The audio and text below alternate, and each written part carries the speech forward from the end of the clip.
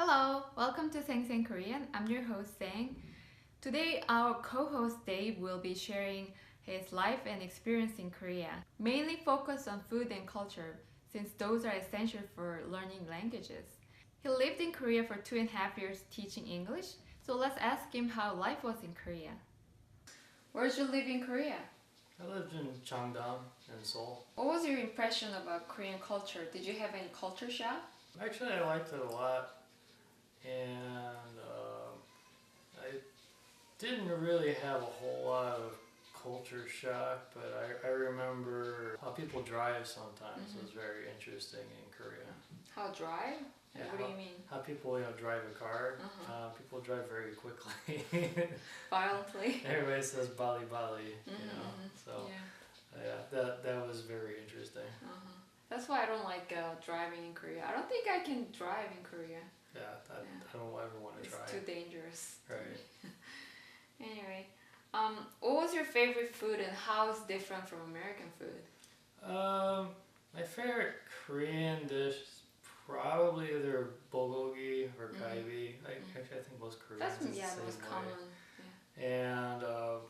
And it's different compared to American style is like a steak, right? And you get a steak and it's kind of salty. It's not sweet. But bulgogi and galbi is kind of sweet actually. So yeah, it's very different. You don't like tteokbokki? I know I do like tteokbokki, but yeah, it's completely different compared to American food though, because it's spicy and it's also it can be sweet sometimes also, and it's also very chewy. Is spicy food okay to you? Well, spicy food is fine for me, but like my mother, she cannot even handle even just a little bit of spiciness. But you're fine with No, it? I'm fine with it, no problem. So have you watched Korean drama while you were in Korea? Of course. Yeah, of course. And like, how did you like it? What do you think about the Korean wave and things? Well, I mean, there's a couple different categories of Korean dramas. You have like your traditional dramas, set, in King Joseon area. And then you have your modern. I like dramas. historical You have drama. your modern dramas. And actually, I like the historical dramas a lot better, because I think sometimes the actors and characters fit into those scenes better. But yeah, of course, in some of the modern dramas, they're good too. But people are. Everybody you see in those dramas has the perfect face, like perfect eyes, and it's like people versus American dramas. American dramas everybody's ugly actually. Korean guys are all pretty, beautiful, handsome. Right, they look better than the girls. Sometimes. Yes. Better than flowers. Yeah, Boys over flowers. like they have. Some of them have redder lips than the female actresses. Yeah, pretty Korean actors. So how would you describe Korea to someone who's never been to Korea? Korea is very much modern. You don't see a whole lot of the old, because in Korea, of course, there was the Korean War in the 1950s, and pretty much everything was destroyed.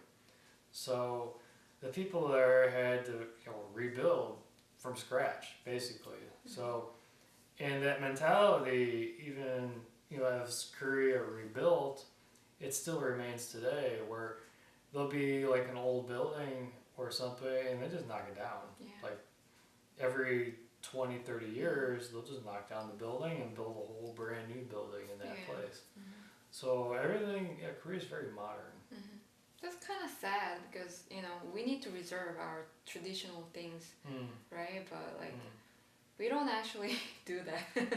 There are a couple of places you can see King Joseon, the palace. You can see the Imperial Palace or whatever. But actually, a lot of the stuff in there has been rebuilt.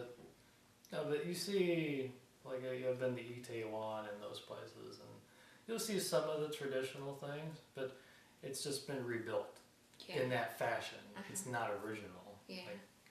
There are a couple original things, and they're very, very sacred in Korea, but the overwhelming majority of it is it's a modern country. All right, I think that's all about it. Thank you for your honest thought and sharing your experience. Thank you. No problem.